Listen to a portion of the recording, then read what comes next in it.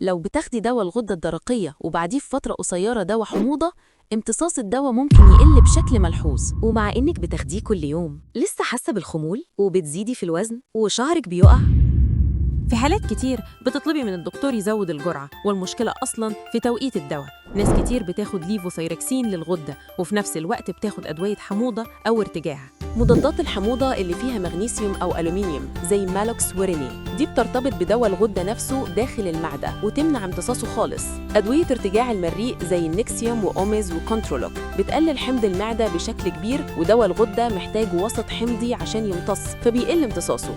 دراسات كتيرة أكدت إن أدوية الحموضة مع دواء الغدة بتسبب ارتفاع في هرمون TSH. الحل: خد دواء الغدة على معدة فاضية قبل الفطار بساعة، وخلي بينه وبين أدوية الحموضة من 3 ل 4 ساعات. لو حد في بيتك بياخد دواء غدة ابعت له الفيديو ده، المعلومة دي ناس كتير ما تعرفهاش. لو عجبك الفيديو اشترك في القناة وفعل زر الجرس. صحي وكيوت، معلومة صحية بس كيوت.